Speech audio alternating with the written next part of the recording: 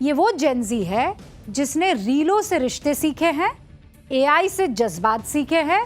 नतीजा ये हो गया कि ये प्यार नहीं वारदात करते हैं, क्योंकि इन्होंने कमिटमेंट चैटबॉट से सीखा है। सहानुभूति सिर्फ कैप्शन में डालते हैं, जिम्मेदारियों को सुपर कार के एक्सेलरेटर पर पैर रखकर कुचल देते हैं। जहां अकाउंटेबिलिटी देखते हैं वहां से 9, 2, 11 हो जाते हैं। पुणे की सिया गोयल ने यही किया। पुणे के गोयल और अग्रवाल 2 रसूखदार परिवारों ने एक रिश्ता तय किया। आप सुनिए, पूरी कहानी सुनिए। केवल यह मत सुनिए कि सिया ने क्या किया, धक्का दे दिया। पूरी बात समझिए आप, हुआ क्या। 2 परिवार थे, एक तो गोयल परिवार, एक अग्रवाल परिवार। दोनों रसूखदार, बहुत पैसे वाले परिवार। दोनों ने रिश्ता तय किया। एक की बेटी सिया गोयल और एक परिवार का बेटा केतन अग्रवाल। ठीक है, दोनों की मंगनी भी हो गई फरवरी में। शादी की डेट फिक्स हो गई नवंबर में। 7 फेरों के लिए राजस्थान में एक बहुत बड़ा फोर्ट बुक करवाया गया। और कहा जा रहा है कि ये जो घर वाले थे ना, और मेहमान बाकी सब जो आने थे इधर उधर से, इन सब के लिए प्लेन तैयार किए गए 2। मतलब समझ लो कितनी महंगी शादी थी। लेकिन शादी होने से पहले ही केतन अग्रवाल की हत्या हो गई। सिया और केतन दोनों के रसूखदार परिवारों के बीच 17 से 20 करोड़ रुपए खर्च करके रिश्ता पक्का होना था। विशाल अग्रवाल की 600 करोड़ की संपत्ति के इकलौते वारिस थे केतन अग्रवाल। और शादी को खास बनाने के लिए सिया के साथ एक प्री वेडिंग शूट का प्लान किया गया। पहले तो सोचा कि बाली जाकर करेंगे ये काम, लेकिन सिया इतनी होशियार, इतनी क्लेवर कि उसने केतन का पासपोर्ट फाड़ दिया। केतन के कहने पर सिया बाली जाने को हाँ तो कर गई, लेकिन ऐन वक्त पर आरोप यह है कि सिया ने एक चाल चली, बाली का ट्रिप कैंसिल करवा दिया। पुलिस ये दावा कर रही है कि पुणे से मुंबई जाते वक्त रास्ते में सिया ने केतन का पासपोर्ट फाड़ दिया, ये कहकर के मेरा फोन रह गया है, फोन रह गया है। वो दौड़ी, गाड़ी में गई, चेतन का पासपोर्ट फाड़ा और फेंक दिया। और फिर उसने मुंबई से वापस लौटना पड़ा। क्यों? क्योंकि पासपोर्ट था नहीं केतन के पास। सिया को पुणे के पास ही लोहागढ़ फोर्ट पसंद आ गया। फिर लोहागढ़ में प्री वेडिंग शूट के लिए उसने कहा चलो ना यहां चलते हैं। दोनों कई बार लोहागढ़ किले पर गए, लेकिन मंगेतर सिया के दिमाग में कुछ और चल रहा था। लोहागढ़ किले पर केतन शूट के लिए बेस्ट लोकेशन खोज रहा था और ये लड़की अपने होने वाले पति को ठिकाने लगाने की बेस्ट जगह तलाश रही। दोनों के देखो कैसे अलग अलग ड्रीम थे। एक चाहती थी कि कहां से धक्का दे बेस्ट होगा, और एक चाहता था कि कहां से फोटो खींचे बेस्ट होगा। बीते 20 दिनों में 4 बार ये दोनों लोहागढ़ किले गए। 3 बार दोनों लोहागढ़ फोर्ट तक गए, लेकिन 18 जून को लोहागढ़ किले पर जब गए तो लौटा एक ही, वो लड़की सिया। केतन वहां से लौटा ही नहीं, क्योंकि सिया की साजिश वहां पर आरोपों के मुताबिक काम कर गई। केतन को लोहागढ़ फोर्ट से धक्का देकर 400 फीट नीचे फेंक दिया। वहां उसकी मौत हो गई। अब मैं आपको बताती हूं कि सिया गोयल शातिर कितनी थी। केतन जब खाई से नीचे गिरा तो सिया ने घर पर फोन किया और कहा मम्मा पता नहीं क्या हो गया है। बदहवास होकर घर वालों को जानकारी दी और घर वालों ने पुलिस को जानकारी दी। केतन की लाश एक दिन बाद मिली, 19 जून को खाई में। और केतन की जिस दिन लाश मिली उस दिन सिया का बर्थडे था। उस बर्थडे के लिए केतन पिछले 1 महीने से तैयारी कर रहा था। ये साथ में जो विजुअल चल रहे हैं इसमें देखना, ये देखिए, लड़का इतना मोहब्बत में डूबा हुआ कि उसके लिए बिल्कुल तमाम वो चीजें जो फिल्मों में दिखती है वो कर रहा है। फूलों की सजावट, केक, बलून, रोमांटिक सेटअप, ना जाने क्या क्या। और लड़की तो कुछ और ही प्लान कर रही थी। इस वीडियो के कुछ ही घंटे बाद केतन की हत्या हुई। केतन की लाश मिलने के बाद भी सिया क्या कर रही थी पता है आपको? उसके दिमाग में क्या चल रहा था? वो स्टेटस अपलोड कर रही थी, रो नहीं रही थी, डरी हुई थी। लोगों ने इसे शौक से बचाने के लिए कहा केतन को कुछ नहीं हुआ, वो ठीक है। ये सुनकर भी सिया के चेहरे का रंग उड़ गया। खैर, केतन के गमगीन परिवार ने अपने बेटे का अंतिम संस्कार कर दिया। सब ऐसा लगा एक्सीडेंटल डेथ है, लड़का बेचारा हमारा गिर के मर गया है, बस बात वहीं खत्म हो गई। लेकिन अंतिम संस्कार के 4 दिन बाद केतन की बहन सिया से मिलती है और वो अपने भाई के बारे में और डिटेल में कुछ जानना चाहती है। बस वहीं पर पकड़ी गई सिया। केतन की बहन ने उससे पूछा कि मेरा भाई तो बहुत अच्छा ट्रैकर था। वो सवाल पूछ रही थी कि भाई ऐसा कैसे कर सकता है, भाई ऐसे कैसे गिर सकता है। और ये जो लड़की सिया, ये गोलमाल जवाब दे रही थी। बहन को शक हुआ, पिता के पास गई, पिता पुलिस के पास पहुंचे। जब पूरा का पूरा मामला खुला तो पता चला कि गड़बड़ कहां है। सबसे पहले लोहागढ़ फोर्ट के आसपास सीसीटीवी खंगाले गए। पुलिस को सीसीटीवी में दिखा कि सिया और केतन फोर्ट पर है। ठीक उसी समय हुडी पहने एक शख्स, ये दिख रहा है आपको, हुडी पहने एक शख्स उसके पीछे चल रहा था। अब ये समझिए आप, हुडी आप गर्मी में नहीं पहनते, कोई क्यों पहनेगा हुडी, फुल स्लीव्स और हुडी। पुलिस को शक हुआ, डिटेल खंगाले, पता चला कि नवंबर से मतलब एक नंबर जो है वो लगातार 18 जून से लेकर कुछ ऐसा जनवरी से लेकर, माफ कीजिएगा, जनवरी से लेकर 18 जून तक इस नंबर से सिया को 2004 कॉल गए। 238 घंटे बात हुई और पुलिस ने जब नंबर चेक किया तो पुणे का ही एक शख्स आया सामने, उसका नाम था चेतन चौधरी। केतन अलग, चेतन अलग, ओके। चेतन चौधरी की लोकेशन ट्रेस की तो पता चला 18 जून को उसकी लोकेशन लोहागढ़ फोर्ट पर थी ही नहीं, वो तो पुणे में उसके ऑफिस पर थी। पुलिस ऑफिस पहुंची, वहां पर लोगों से बातचीत करने लगी। फिर पता चला वहां पर एक मजदूर ने, जो इस लड़के के साथ काम किया करता था, उसने बताया एक दिन भैया का फोन खराब हो गया था तो भैया मेरा फोन लेकर बाहर निकले थे। तो उससे पूछा कि तेरा फोन क्या है, नंबर बता। उस मजदूर से पूछा तो मजदूर ने अपना नंबर बताया। पुलिस ने उस नंबर की लोकेशन ट्रेस की तो क्या निकला, उस फोर्ट की लोकेशन। वहीं से सारा भांडा फूट गया। केतन की हत्या जिस दिन हुई थी, उस मजदूर का फोन जो ये चेतन लेकर निकला था, उसकी लोकेशन वहीं थी। पुलिस पहले चेतन चौधरी और फिर सिया गोयल तक पहुंची, दोनों को गिरफ्तार किया। सारी कहानी सामने आ गई। ये लगातार प्लान बना रहे थे। पहला प्लान 31 मई को बना। केतन को धक्का दिया उस लड़की ने, लेकिन वो झाड़ी में गिर गया और सिया ने बहाना बनाया कि नहीं, मैंने तो आपको इसलिए धक्का मारा क्योंकि पास में सांप था। लड़के ने जाकर घर पर बताया परिवार को कि अगर ये लड़की ना होती तो मैं मर गया होता, वो तो सांप की वजह से उसने मुझे धक्का दिया, मैं बच गया। ऐसे उसने बहुत प्लानिंग की थी। लेकिन इस पूरे घटनाक्रम के बाद जो सबसे बड़ा सवाल उठता है वो ये कि बहन, अगर तुम्हें शादी नहीं करनी थी तो घर पे बता देती ना, हत्या क्यों की? क्या कोई और दूसरा रास्ता नहीं था?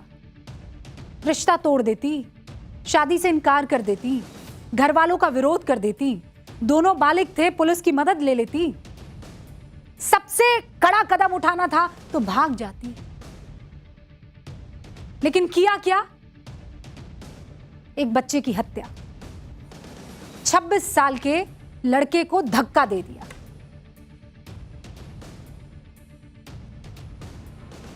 यानी मोहब्बत थी ही नहीं, मोहब्बत के नाम केवल साजिश चल रही थी। अब एक और सवाल है, आखिर ऐसा खौफनाक वारदात हो क्यों रही है? इसके पीछे क्रिमिनोलॉजी है, साइकोलॉजी है। सबसे पहले आता है डबल लाइफ सिंड्रोम। क्या, कौन सी life syndrome? Double life, dual life syndrome. जब कोई इंसान एक साथ दो रिश्ते जी रहा होता है, दो जिंदगियां जी रहा होता है। दूसरा है रिश्ते से बाहर निकलने का डर। तीसरा है ऑब्सेसिव रिलेशनशिप, यानी जब प्रेम स्वस्थ भावना ना रहकर जुनून बन जाता है। चौथा है शॉर्टकट मानसिकता। कुछ अपराधियों को लगता है कि हत्या करके समस्या का दी एंड हो जाएगा, लेकिन सच उल्टा होता है। एक हत्या कई सारी जिंदगी बर्बाद कर देती है। ये जो जेनजी का दिमाग रील की तरह रियल लाइफ को लेकर चल रहा है ना, ये ठीक नहीं है, इसको बदलना है। कुल मिलाकर दो लोगों के प्यार में किसी तीसरे का आना, किसी तरह का शक या चीटिंग होना हत्या की वजह बन जाता है। और ये कहानी सिर्फ एक मर्डर केस की नहीं है, ये एक वार्निंग है। अगर किसी रिश्ते में आपकी सहमति नहीं है तो कहिए। माँ बाप से भी मेरी गुजारिश है, अपने बच्चों से बात कीजिए। अपने दिल पर हाथ रखिए। आप लोग तमाम पेरेंट्स अपने दिल पर हाथ रखिए और ये पूछिए अपने आप से कि आपके बच्चों से आखिरी बार लगभग 20 से 30 मिनट बैठकर आपने कब बात की? 1-2 मिनट नहीं कि खाना खाया कि नहीं खाया, उठ गए चले गए हो गया। 20 से 30 मिनट आपने अपने बच्चों के साथ आंखों में आंखें डालकर सुकून मोहब्बत से कब बात की?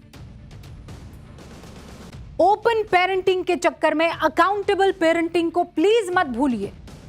पुणे के किले से जो गिरा है सिर्फ एक युवक नहीं है, एक भरोसा गिरा है, इंसानियत गिरी है। और फिर एक सवाल खड़ा हुआ है कि क्या आज रिश्तों में प्यार कम और स्वार्थ ज्यादा हो गया है? क्या अब रिश्ते निभाने की जगह रिश्तों से छुटकारा पाने के लिए मौत जैसा रास्ता चुना जा रहा है, हत्या जैसा? वो एक शेर है ना, हर आदमी में होते हैं 10-20 आदमी, जिसको भी देखना हो कई बार देखना। आपसे भी ये गुजारिश है। और अब पाठशाला में आगे बढ़ेंगे, अगला चैप्टर आपके सामने रखेंगे। 2 साल, 12 मजदूर, दूना पत्तल फैक्ट्री में नर्क जैसी जिंदगी। जिसका भी कलेजा और दिल कमजोर है वो इन तस्वीरों को ना देखे। ना सैलरी, ना आराम, 24 घंटे काम, नींद आने पर दनादन कोड़े, कान काटा, पसली तोड़ी, मार तक डाला। स्लेव फैक्ट्री में रूह कपा देने वाला टॉर्चर हो रहा था इस देश में। यकीन मानिए, ये सुनकर आपके अंदर, जिसे कहते हैं ना सबसे नाजुक जो हिस्सा है आपका दिल, वो कांप जाएगा। क्योंकि जिस देश में लेबर लॉ है, पुलिस है, प्रशासन है, कानून है, उस देश में एक ऐसी तस्वीर आई जिसे देखकर आप लोग सोच में पड़ जाए। कैसे दरिंदे लोग हैं, इंसान नहीं शैतान है। क्योंकि जो इन्होंने किया वो कोई नॉर्मल इंसान नहीं कर सकता है। 2 साल तक ये टॉर्चर ये मजदूर झेलते रहे। क्या मानसिक इनकी स्थिति रही होगी, एक तस्वीर दिखा रही। लेकिन उससे पहले ये जान लीजिए, हमारे देश में 19वीं सदी में अंग्रेजों ने गुलामी प्रथा को बाकायदा कानून बनाकर खत्म कर दिया था। इंडियन स्लेवरी एक्ट 1843, इसके तहत किसी को गुलाम बनाना दंडनीय अपराध था।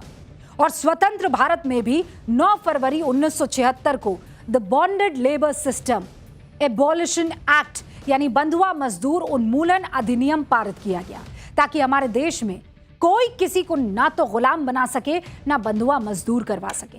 आजकल जब आप किसी को कहते हैं ना, कोई आपके साथ एक्स्ट्रा काम करवा देता है, 10-15 मिनट आपको एक्स्ट्रा खड़ा करवा देता है, तो आप क्या कहते हैं कि मैं तेरा बंधुआ मजदूर थोड़े ही हूं। क्योंकि वो एम्पावरमेंट इस देश के संविधान ने आपको दिया था। लेकिन 2 दिन पहले यानी 22 जून को यूपी के मुजफ्फरनगर के एक गांव में पुलिस ने एक दोना पत्तल बनाने वाली फैक्ट्री पर छापा मारा और वहां के मजदूरों को देखकर पुलिस की रूह कांप गई। उस दोना पत्तल फैक्ट्री में 2 साल से 12 मजदूर कैद किए गए थे। कितने मजदूर? 12 मजदूर। 24 घंटे उनसे काम करवाया जाता, 24 घंटे मशीन चलती थी, दोना पत्तल लगातार बनते रहते। 12 इंसान मशीन के साथ मशीन बने हुए थे। वो मशीनें कभी तो बंद हो जाती होंगी, लेकिन अगर ये रुक जाते तो इनको भाले से इनके शरीर को चुभोया जाता था। अगर थकावट के मारे, भूख के मारे काम करने से मना कर देता कोई मजदूर, या काम करते वक्त किसी मजदूर को नींद आ जाती, तो आपको पता है क्या होता? उस पर कोड़े बरसाए जाते। काम करने से मना करने पर बर्छा गर्म करके उसकी चमड़ी पर दाग दिया जाता। खाना मांगने पर सिर पर डंडे मारे जाते। इस फैक्ट्री में कई मजदूरों को टॉर्चर करके मार डाला गया। और जब पुलिस ने एक मृतक मजदूर की पहचान की, भाला, बेल्ट, डंडे से मजदूर की बेहिसाब पिटाई उधर मिली। इतनी मार पड़ती थी कि कई मजदूरों की पसलियां भी टूट गई और टूटी पाई गई। फैक्ट्री से कोई मजदूर भाग ना पाए, उसके लिए 2 खतरनाक पिट बुल डॉग पाले गए थे, ताकि वो जानवर उन्हें नोच डाले। इन मजदूरों को 24 घंटे काम के बदले खाने में क्या मिलता था, ये जानना चाहेंगे आप? जानवरों को खाने वाले चोकर की 4 सूखी रोटी मिलती थी। उस पर नमक, लाल मिर्च खाने में दे दिया जाता था। इतना टॉर्चर तो अंग्रेजों ने भी जेलों में नहीं किया था। कैदियों को भरपेट भोजन दे देते थे। मुजफ्फरनगर के एसएसपी ने क्या कुछ बताया है, अब मैं नहीं, उनकी जुबानी सुनिए। रेलवे स्टेशन, बस अड्डे तथा विभिन्न स्थानों से इनको ले आते हैं तथा वहां पर बंधक बना लेते हैं तथा इनसे फिर जबरदस्ती काम कराते हैं दोने बनाने का, तथा इन्हें कोई तनख्वाह भी नहीं देते। इन्हें एक टाइम पर रोटी देते हैं, वो भी सूखी रोटी देते हैं जो कि चोकर की रोटी होती है। और इस प्रकार से इनको कई दिनों से इनके मोबाइल रख लेते हैं, कहीं वार्ता नहीं करने देते, कहीं आने जाने देते। पिटबुल डॉग रखते हैं ताकि इनको प्रताड़ित कर सके उनके माध्यम से।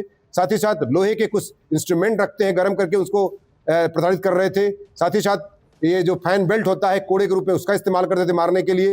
इनकी बॉडीज पे काफ़ी निशान, इनका मेडिकल कराया गया है, काफ़ी गंभीर चोटें, कई के रिब्स टूटे हुए हैं। और यहाँ तक की जानकारी मिली है कुछ लोगों की इस अत्याचार के दौरान मृत्यु भी हो गई थी। 24 घंटे में सिर्फ एक बार खाना मिलता था। मुजफ्फरनगर में स्लेव फैक्ट्री की हिला देने वाली कहानी सुनकर आपके भी रोंगटे खड़े हो गए होंगे और जरूर ये सवाल उठ रहा होगा मन में कि आखिर ये मजदूर उस फैक्ट्री में कैद हुए तो हुए कैसे भैया? फैक्ट्री मालिक का नाम भी आप जानना चाहेंगे, ये कौन लोग थे ये भी आप जानना चाहेंगे। फैक्ट्री मालिक का नाम बता दूं, प्रमोद बालियान। ये दोनों हैं, देख लीजिए इन दोनों को। बेटे का नाम है अंकित बालियान। मॉडस ऑपरेंडाई क्या थी, ये मजदूरों को फंसाते कैसे थे? दोनों फैक्ट्री मालिक, एक तो अंकित बालियान और दूसरा वाला, बस अड्डे और रेलवे स्टेशन पर ऐसे लोगों को पकड़ते थे जो थोड़ा परेशान दिखते थे, रोजगार की तलाश में भटक रहे होते थे। अंकित बालियान मजदूरों को फैक्ट्री में काम देने का लालच देता, मजदूरों को 12,000 सैलरी, 3 टाइम खाना, 8 घंटे ड्यूटी का छलावा देता, मजदूरों को भरोसा देता कि फैक्ट्री में रहने और खाने की अच्छी व्यवस्था है, वो भी मुफ्त है। मजदूर भी सोचते कि यार जिस तरीके की बातें ये बता रहा है, पूरी सैलरी बच भी जाएगी, खाने को भी मिल जाएगा। अंकित के साथ वो लोग फैक्ट्री में चले जाते। फैक्ट्री में घुसते ही मजदूरों का मोबाइल और उनका आधार कार्ड ले लिया जाता, उन्हें तुरंत काम पर लगा दिया जाता और फिर ये खेल शुरू होता। एक बार कोई मजदूर इस फैक्ट्री में कदम रख देता तो फिर बाहर निकल ही नहीं पाता, दुनिया देख ही नहीं सकता बाहर की।